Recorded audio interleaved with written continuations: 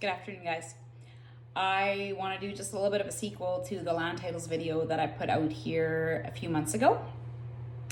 Just because people do have questions about these allodial titles, and you should ask questions. You shouldn't, jump into something like this without knowing what you're getting into.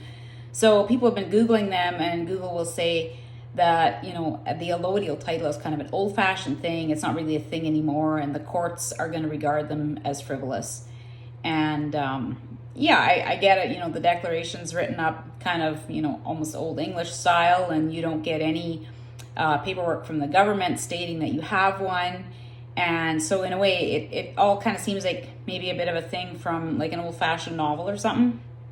But anyway, I figured since my husband and I are one of the first people to have established a allodial title on our property, and I'm the one that's, been getting your guys' documents for you and all that kind of stuff and doing up your declarations, I would try to keep you all posted with how things are going for us, because there's nothing like firsthand experience really, right?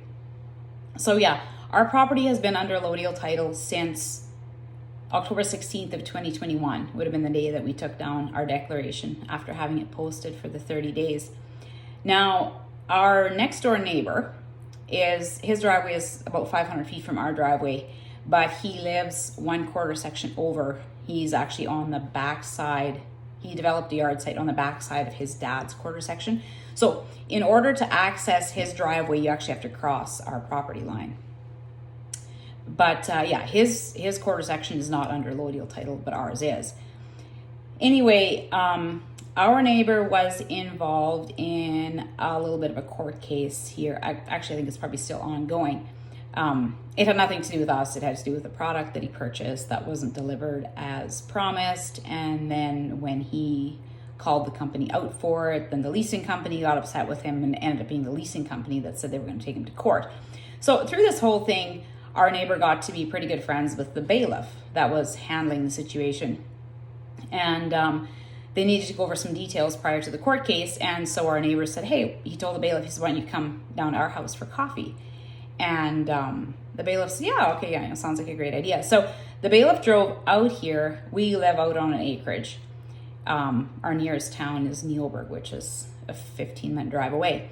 Anyway, so the time came and went for the bailiff to show up at the neighbor's house, and he didn't come.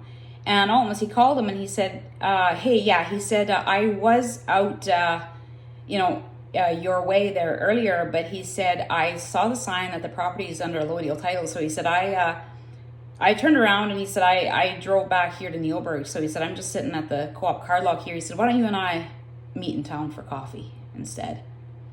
And our neighbor said, oh, no, he said, I know the guy who owns the property, whose property line you'd have to cross. He's a good friend of mine. I can give you his number.